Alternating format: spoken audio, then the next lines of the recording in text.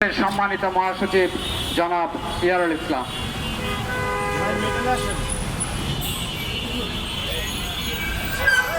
বিসমিল্লাহির রহমানির রহিম। বাংলাদেশ কংগ্রেস ঢাকা মহানগর দক্ষিণ কর্তৃক আয়োজিত শিক্ষা প্রতিষ্ঠানে যৌন নিপীড়ন এবং শিশু নির্যাতনের প্রতিবাদে আজকের এই মানববন্ধনের সম্মানিত সভাপতি ঢাকা মহানগর দক্ষিণের আহ্বায়ক জনাব আব্দুল শাহিন, প্রধান অতিথি অ্যাডভোকেট কাজী রিজাল হোসেন, চেয়ারম্যান বাংলাদেশ কংগ্রেসের নেতৃবৃন্দ, উপস্থিত সুধীমণ্ডলী, আইন শৃঙ্খলা বাহিনীর সদস্যবৃন্দ এবং সাংবাদিকবৃন্দ, আসসালামু আলাইকুম। আমরা অনেকক্ষণ ধরে বক্তব্য শুনেছি, এখন আর বক্তব্য দেওয়ার আর ধৈর্য নেই, সব কথা এসে গেছে।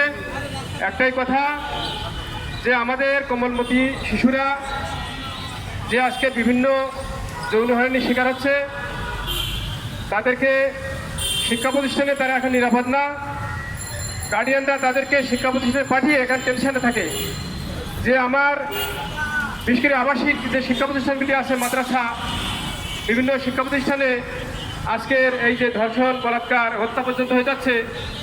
এবং এটা শুধু প্রাইমারি বা মাদ্রাসায় না, আমরা দেখেছি স্কুল, কলেজ এবং বিশ্ববিদ্যালয় পর্যন্ত এই শিক্ষকদের হাতে এই শিক্ষার্থীরা এবং ছেলে বলেন মেয়ে বলেন সবাই আজকে যৌন হয়রানির শিকার।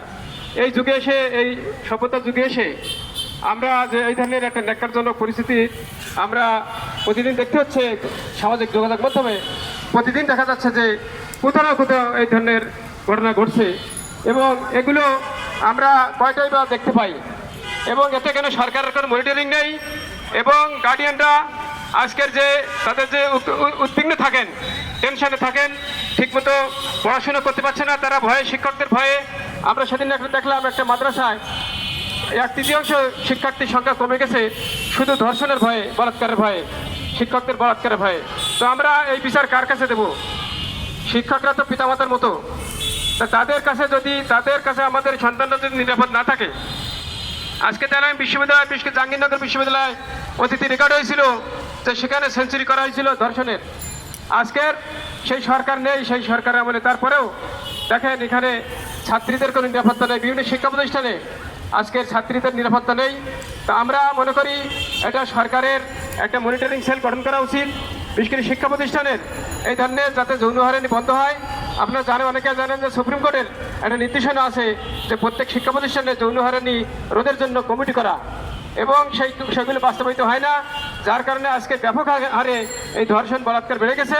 এটা আমাদের জাতির জন্য লজ্জার এবং আগামীতে আমাদের এই জাতি এইটা খুব একটা ধ্বংস হয়ে যাবে জাতি যদি আমরা এই শিশুদেরকে ঠিকমতো আমরা মানুষ করতে না পারি। তারা ট্রমায় ভোগে। আজকে যে শিশু বলাৎকারের শিকার হয়, যে ধর্ষণের শিকার হয়, এই শিশুটা কিন্তু আর স্বাভাবিকভাবে বেড়ে উঠতে পারে না। তাই মানসিক এবং শারীরিকভাবে সে কিন্তু তার একটা নেতিবাচক প্রভাব কাজ করে।